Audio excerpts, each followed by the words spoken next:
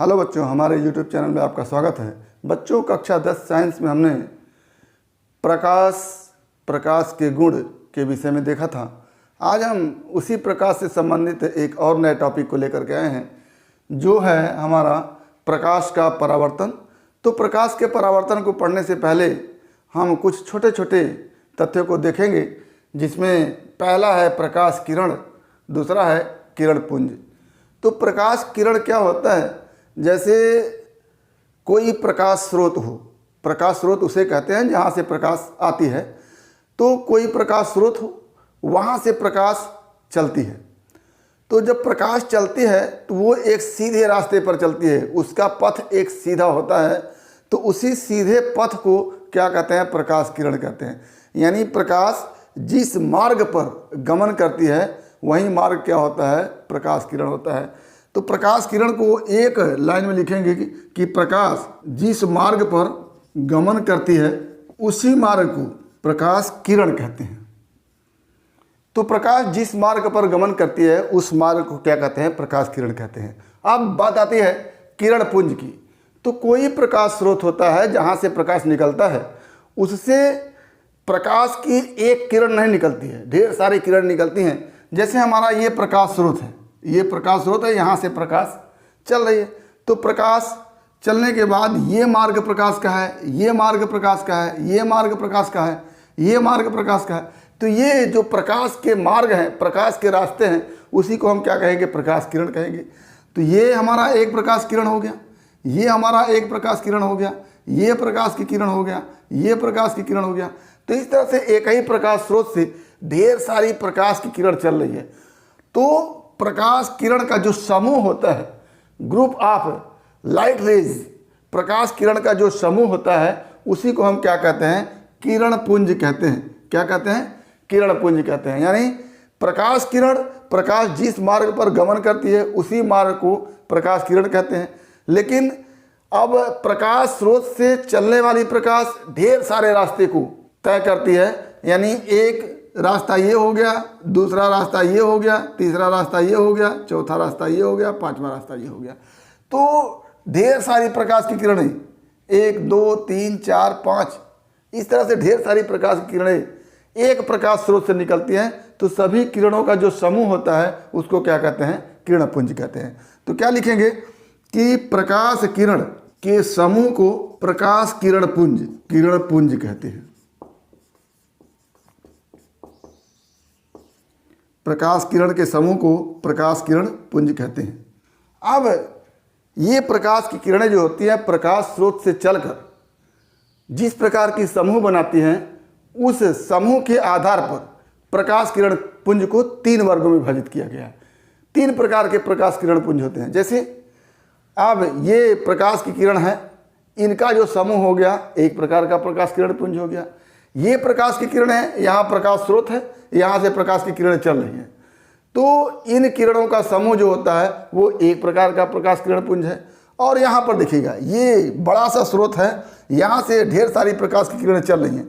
तो इस तरह की प्रकाश किरण हो गई, तो इस तरह की प्रकाश किरण पुंज हो गई। तो ये एक प्रकार की प्रकाश किरण पुंज हो गई। तो जब प्रकाश स्रोत से चलने वाली प्रकाश की किरणें एक दूसरे के समानांतर हो, इसके समानांतर ये है, इसके समानांतर ये है, इसके समानांतर ये है, तो ये सारी प्रकाश किरणें एक दूसरे के समानांतर हैं। तो इस प्रकार के प्रकाश किरण पुंज को क्या कहेंगे? समानांतर प्रकाश किरण पुंज कहेंगे। तो ये हमारा हो गया समानांतर प्रकाश किरण पुंज।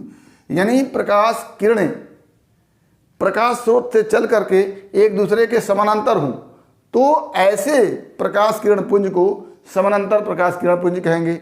आगे अब ये देखिएगा, यहाँ पर एक प्रकाश स्रोत है, बिंदु की तरह है। प्रकाश स्रोत बिंदु की तरह है, इससे ढेर सारी प्रकाश की किरणें चल रही हैं।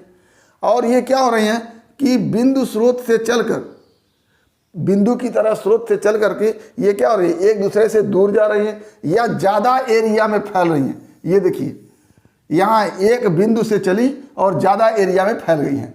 तो इस प्रकार के प्रकाश किरण पुंज को क्या कहेंगे? अपसारी प्रकाश किरण पुंज। और आगे तीसरा प्रकाश किरण पुंज है, ये इतने बड़े प्रकाश स्रोत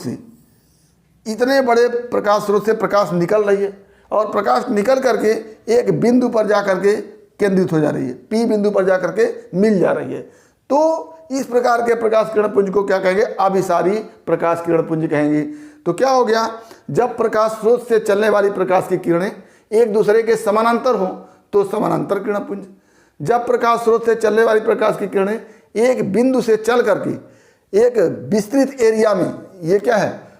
बड़ा एरिया या विस्तृत एरिया में फैल जाती हैं, तो इस प्रकार के किरण पुंज को क्या कहते हैं? हम अपसारी किरण पुंज कहते हैं। और जब बड़े एरिया से प्रकाश स्रोत निकलती हैं और एक बिंदु पर जाकर के केंद्रित होती है, एक बिंदु पर जाकर के मिलती हैं, तो इस प्रकार के किरण पुंज को हम क्या कहते हैं? अभिसारी किरण पुंज कहते हैं।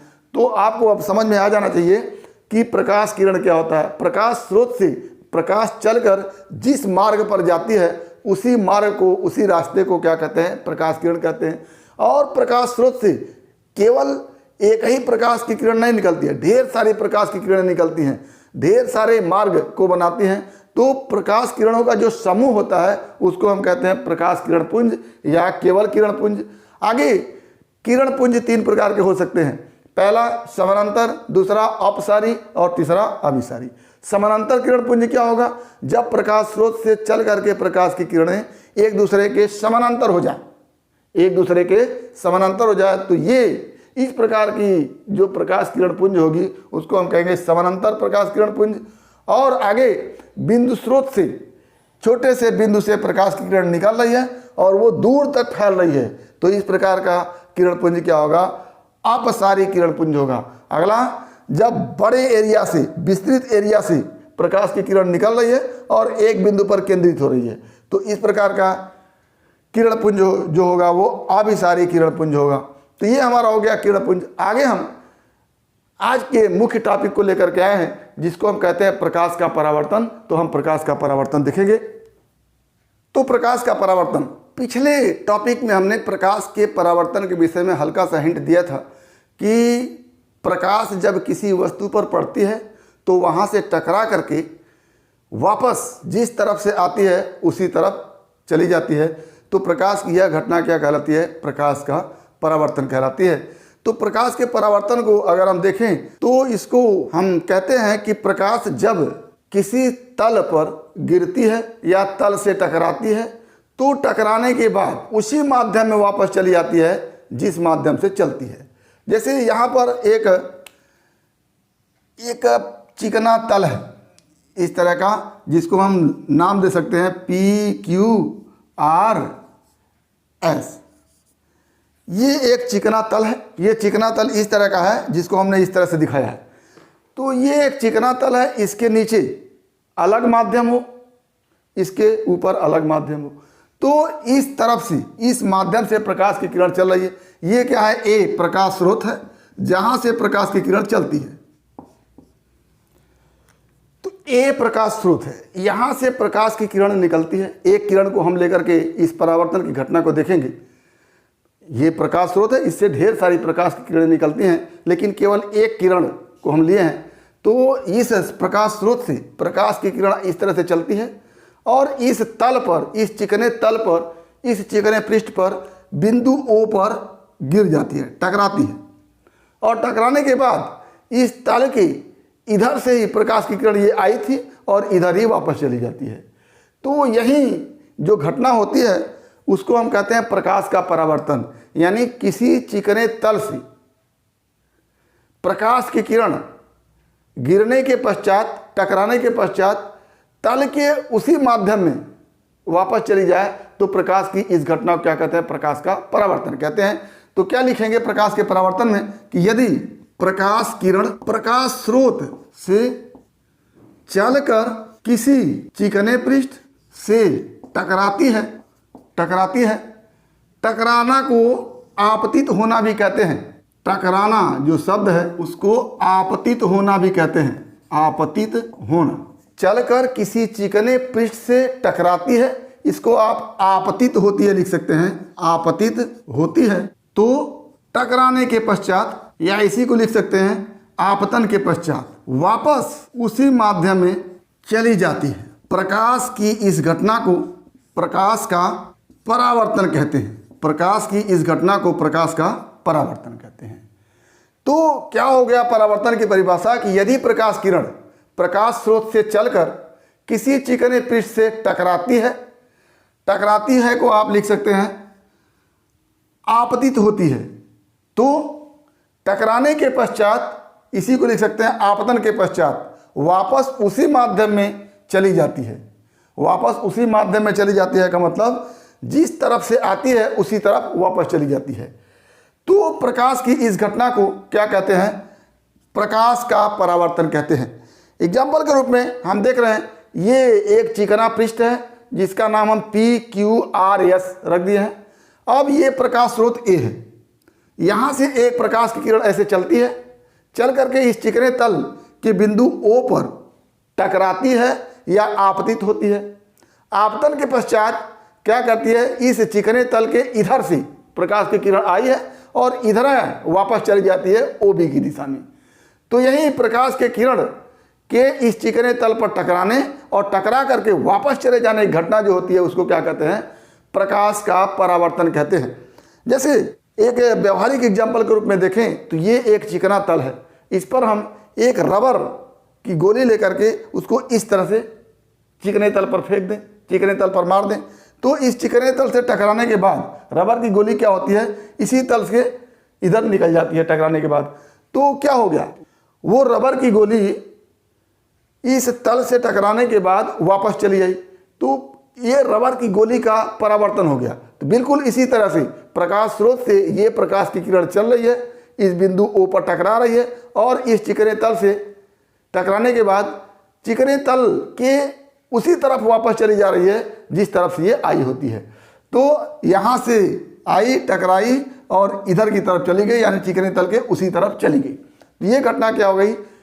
प्रकाश का परावर्तन। अब प्रकाश के परावर्तन में कि छोटी छोटी शब्दावलियाँ हैं उसको हमको देखना है। तो पहली शब्दावली क्या है? आपतित किरण। ये क्या है? पहली शब्दावली आपतित किरण। आपतित किरण कौन सी होती है? जैसे आपतित किरण, जैसा कि हमने बताया कि आपतित होना का मतलब होता है टकराना। तो प्रकाश स्रोत से प्रकाश की जो किरण चलती है और चल करके जो चिकने तल पर टकराती है वही प्रकाश की किरण क्या होती है? आपतित किरण होती है। जैसे प्रकाश स्रोत A से प्रकाश की किरण कौन सी चल रही है? AO चल रही है और O बिंदु पर टकरा रही है। तो ये प्रकाश की किरण AO जो होगी उसको हम कहेंगे आपतित प्रकाश की किरण। यानी आपतित प्रकाश की किरण कौन सी हो जाएगी? आपतित किरण। आपतित किरण वो होगी जो प्रकाश स्रोत से निकल करके चिकने तल पर टकराएगी। तो कौन सी वो किरण है? AO हो गई, आपतित किरण AO। इसके बाद परावर्तित किरण, इस चिकने तल पर टकराने के बाद प्रकाश किरण वापस जाती है, तो वापस जो प्रकाश की किरण जाती है उसको हम कहते हैं परावर्तित किरण। तो ये OB जो है वो क्या है? परावर्तित किरण है। क्या होगा? परावर्तित किरण। परावर्तित किरण कौन सी हो गई? OB। अच्छा, आपतित किरण वो किरण जो प्रकाश स्रोत से चल करके चिकने तल पर गिरती है, टकराती है, आपतित होती है, आपतित किरण हो गई। टकराने के पश्चात वापस जो प्रकाश की किरण जाती है, जैसे ये OB है, तो वो किरण क्या हो गई? परावर्तित किरण हो गई। आगे एक और टर्मिनोलॉजी है, उसको हम अभिलंब कहते हैं। क्या कहते हैं? अभिलंब। तो अभिलंब क्या होता है? जैसे इस चिकने तल पर जिस बिंदु पर प्रकाश की किरण टकराती है, ये A से प्रकाश किरण चली और बिंदु O पर टकरा गई, तो O से इस चिकने तल पर हम लंब खींचते हैं, तो उसी को क्या कहते हैं? अभिलंब कहते हैं। तो O से यम तक ये एक अभिलंब हमने खींच दिया, यानी प्रकाश स्रोत से चलने वाली प्रकाश की किरण इस चिकने तल के जिस बिंदु पर टकराती है उस बिंदु से एक लंब इस चिकने तल पर खींचेगी, वही लंब क्या कहलाएगा? अभिलंब कहलाएगा। तो क्या लिखेंगे? प्रकाश किरण चिकने तल पर जिस बिंदु पर टकराती है उस बिंदु से चिकने तल पर खींचा गया लंब अभिलंब कहलाता है। जैसे OM, ये प्रकाश स्रोत से प्रकाश की किरण चली, बिंदु O पर चिकने तल पर टकराई और इस O से इस चिकने तल पर हमने एक लंब खींच दिया, इसी लंब को क्या कहते हैं? अभिलंब कहते हैं। और ये लंब कौन सा है, ओ एम है। तो ओ एम क्या हो गया, अविलंब हो गया। आगे आपतन बिंदु, क्या आपतन बिंदु एक और शब्दावली है, आपतन बिंदु। आपतन बिंदु, आपतन का मतलब गिरना या टकराना। तो आपतन बिंदु वह बिंदु है जिस पर प्रकाश की किरण क्या होती है, टकराती है। तो क्या लिखें कि चिकने तल के जिस बिंदु पर प्रकाश किरण टकराती है वह बिंदु आपतन बिंदु होता है, आपतन बिंदु होता है। तो ये हो गया हमारा आपतन बिंदु ओ। यहाँ ए से चलने वाली प्रकाश की किरण इस चिकने तल पर बिंदु ओ पर टकरा रही है, तो ओ क्या हो गया, आपतन बिंदु हो गया। अब दो और टर्मिनोलॉजी है जिसको हम कहते हैं आपतन कोण और परावर्तन कोण, angle of incident and angle of reflection. तो दो और टर्मिनोलॉजी है। पहला है आपतन कोण, इसको कहेंगे एंगल ऑफ इंसिडेंट और इसको लिखते हैं आई सी, एंगल ऑफ इंसिडेंट इसको लिखते हैं आई सी। तो अब हमने ये जान लिया है कि इस परावर्तन की घटना में कौन सी किरण आपतित किरण है, कौन सी किरण परावर्तित किरण है, और क्या अविलंब है और कौन सा आपतन बिंदु है। तो जो एंगल ऑफ इंसिडेंट है, जो आपतन कोण है, वह आपतित किरण एवं अविलंब के बीच का कोण है।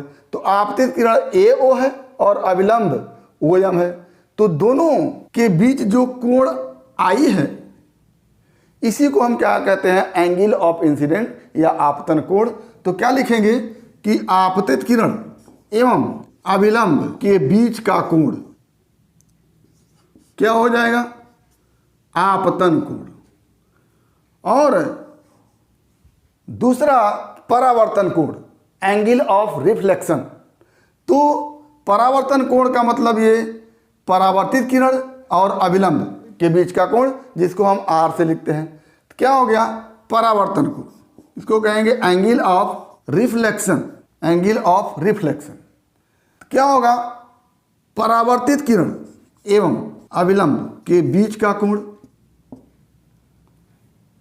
कौन सा कोण कहा जाएगा, परावर्तन कोण। और ये परावर्तन कोण क्या है, आर है। इसको किस लेटर से लिखते हैं, आर से लिखते हैं। ये हमारी परावर्तित किरण है और ये अविलंब है। दोनों के बीच का जो ये कोण है उसको हम कहेंगे एंगल ऑफ रिफ्लेक्शन या परावर्तन कोण। और ये आपतित किरण एवं अविलंब के बीच का जो कोण ये आई है इसको हम कहेंगे आपतन कोण। तो आपतन कोण को हम क्या लिखते हैं, आई से लिखते हैं, और परावर्तन कोण को आर से लिखते हैं। और ये हमारा हो गया आपतन बिंदु।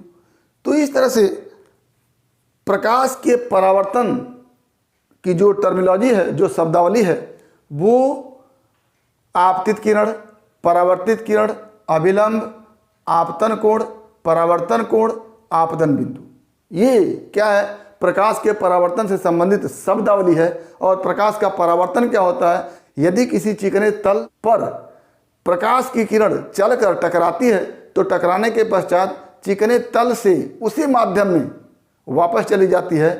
प्रकाश की यह घटना प्रकाश का परावर्तन कही जाती है। और इससे संबंधित जो भी टर्मिनोलॉजी है, जो भी शब्दावली है, आपने देखा, आपतित किरण, परावर्तित किरण, अविलंब, आपतन कोण, परावर्तन कोण और आपतन बिंदु, ये सब हमारी क्या है, शब्दावलियाँ हैं। तो उम्मीद करते हैं कि प्रकाश का परावर्तन किसे कहते हैं, प्रकाश के से परावर्तन से संबंधित जो शब्दावलियाँ हैं, और प्रकाश किरण क्या होता है, किरण पुंज क्या होता है, किरण पुंज कितने प्रकार का होता है, इन सब तथ्यों से आप भली भांति परिचित हो गए होंगे। यदि वीडियो क्लिप पसंद आया तो प्लीज़ लाइक करेंगे, शेयर करेंगे, साथ ही हमारे यूट्यूब चैनल को सब्सक्राइब करेंगे ताकि इस तरह के वीडियो क्लिप का नोटिफिकेशन आपको मिलता रहे। तो आज बस इतना ही। अगला टॉपिक जो हमारा होगा वो होगा प्रकाश के परावर्तन के नियम। तो इसको हम अगले टॉपिक में देखेंगे। एक बार फिर आपके भविष्य के लिए बेस्ट ऑफ लक। धन्यवाद।